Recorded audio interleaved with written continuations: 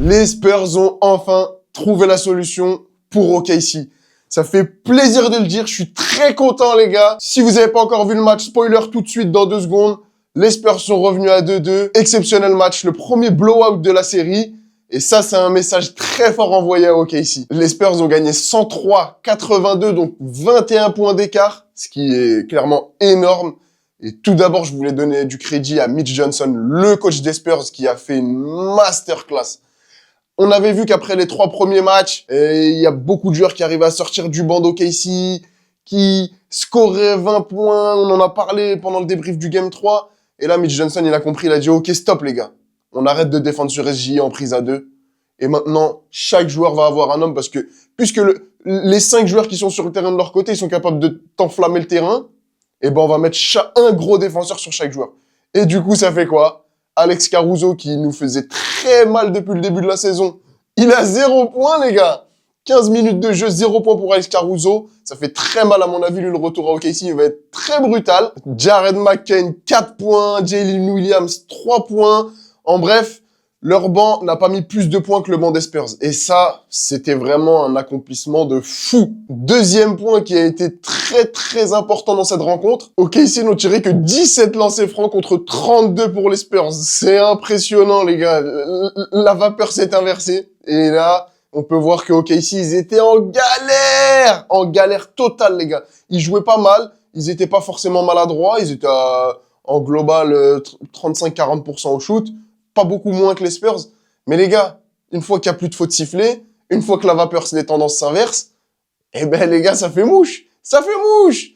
OKC, là, clairement, cette nuit, on a eu la démonstration que sans les fautes, ils n'étaient pas capables d'être aussi forts qu'avec. Là, ça devenait trop poignant. Pendant le match 3, on voyait que les joueurs, ils sautaient pour défendre. À la retombée, ils faisaient exprès de se reculer. Les arbitres sifflaient quand même faute. Là, les gars, ça pouvait pas durer. À mon avis, ils ont dû se faire remonter les bretelles par la ligue parce que là, ça devenait trop... Tout le monde parlait que de ça. La série, elle aurait été dégueulasse. Là, ça rejoue correctement. Il y a des fautes sifflées. Quand il faut, on le voit qu'SJ, à chaque fois, il se jette, il tombe. Il y a rien qui est sifflé. Bah, il est comme un fou. J'avais l'impression de voir les joueurs adverses, en fait. C'est SJ, là, il s'est retrouvé dos au mur parce que du coup, d'habitude, il est toujours là, il siffle pour rien. Là, j'ai même l'impression que des fois, il y avait des petits trucs et ça sifflait quand même pas. Ben voilà, les gars. Hein. Et ben voilà. Hein. Là, clairement, ils se sont fait avoir à leur propre jeu. Le Thunder s'est fait avoir à son propre jeu. Et de l'autre côté, par contre, les Spurs ont été exceptionnels. Je vais tout de suite parler de Wemby et ses 33 points. Il a été impressionnant. Je pense notamment à ce panier au milieu du terrain, mais... Quel bijou, quel bijou. N'oublions pas, les gars, ce joueur, il fait 2,24 m. Il shoot comme un ailier. Il est impressionnant. Il envoie de ses step back. Il envoie des trucs de fou, les gars. On se rend vraiment pas compte de son niveau. Devin Vassell, je l'ai trouvé impressionnant pendant ce match. Il a été super percutant, notamment en défense. Il a super bien défendu, je pense, sur SGA parfois. Il venait en aide un peu sur SGA. Il switchait avec Castle. Castle, par contre, wow, les gars, impressionnant.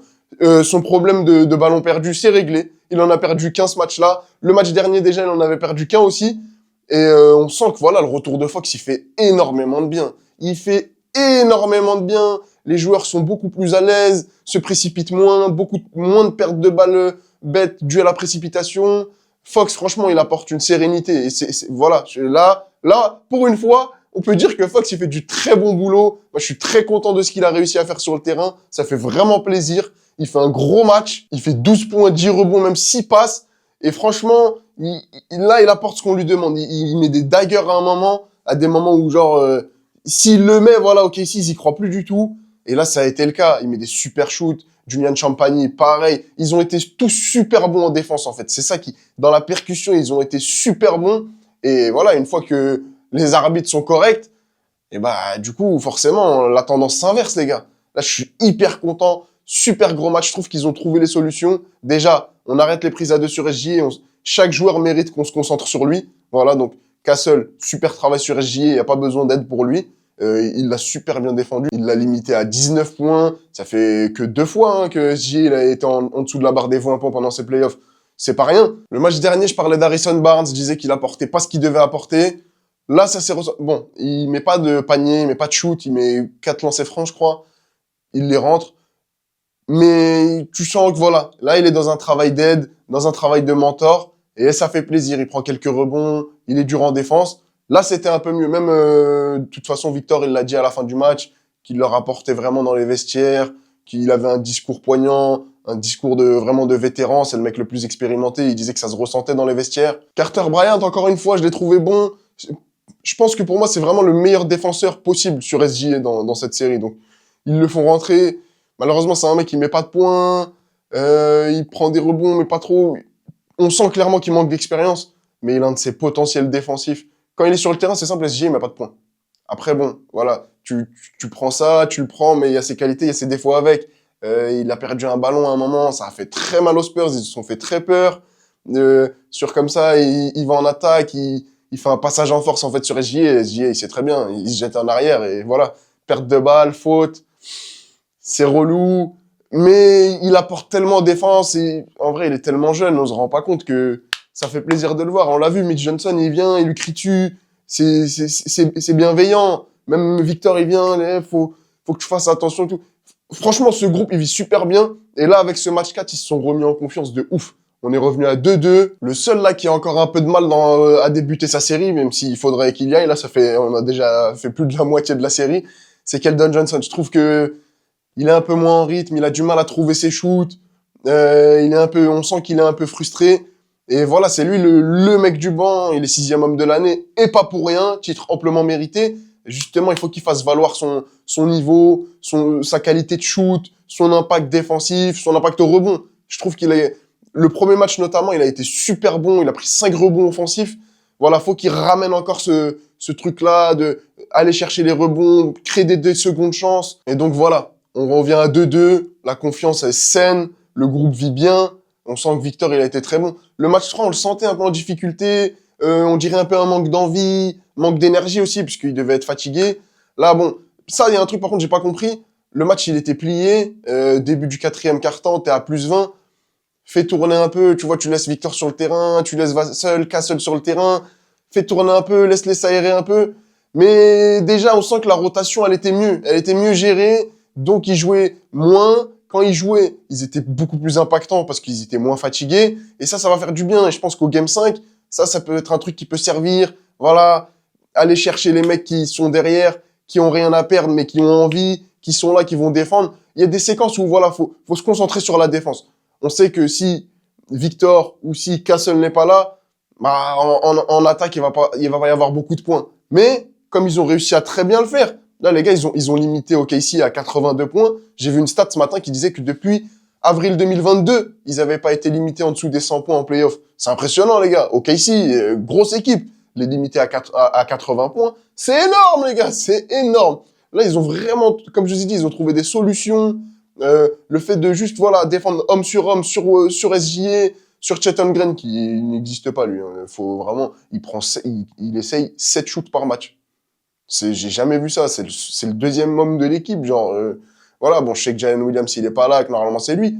Mais Chet Holmgren, les gars, en saison régulière, il était plus, il faisait pas ça, hein. Quand Chet Holmgren, à chaque fois qu'il joue contre Wemby, il fait caca culotte, hein. Comme a dit un grand Patrice Evra. Mais, les gars, Wemby, c'est pas n'importe qui. Chet Holmgren, il se fait boire. Il est inexistant. Isaiah Hartenstein aussi. Et quand, en début de vidéo, je vous disais que ils ont trouvé les solutions, je pense que le fait de aller chercher Wemby en l'air, les gars, il faut toujours aller chercher Wemby en l'air, notamment avec Fox, du pick and roll, du alley-oop, c'est des trucs qu'ils aiment bien faire, tous ces deux-là. Quand il était pas là au début de la série, Fox, c'était un peu plus compliqué.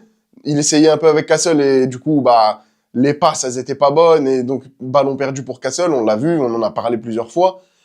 Là, Fox, il est revenu, c'est plus simple, on va chercher Wemby en l'air et on sent que lui, il aime bien le jeu aérien. Parce que le seul Hartenstein, il saute pas. Hartenstein, il saute pas très haut. Le seul qui peut le contrer en l'air, c'est Chet Holmgren.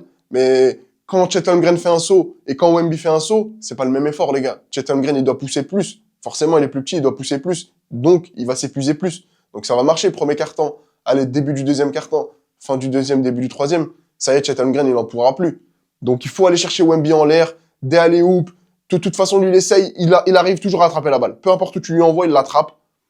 C'est pas dit qu'il mette le panier, mais il va chercher sa deuxième chance, et là, il le finit, il gratte sa faute, et c'est ce qui s'est passé durant tout le début du match. Chethan Green, il n'arrivait pas à défendre, Hartenstein, il a vite été mis sur le côté, et tous ces petits-là qui se jetaient sur Wemby et tout, quand ils envoyaient Caruso, quand ils envoyaient Jalen Williams, SGA et tout, défendre sur lui, les seuls moments où ils arrivaient à lui prendre la balle, c'est quand il l'avait dans la main. Wemby, il faut pas qu'il ait souvent la balle en main. Et on le voit, à chaque fois qu'il essaye de faire ça, de contrôler le ballon, comme je vous disais dans la dernière vidéo, il essaye d'envoyer une passe. Le problème, c'est qu'il est trop lent sur les passes, il a la vision de jeu, tu le vois qu'il trouve les mecs.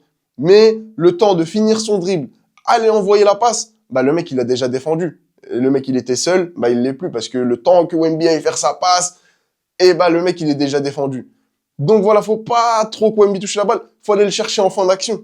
Faut aller le chercher en fin d'action, des alley-oops, des dernières passes, des pick and roll.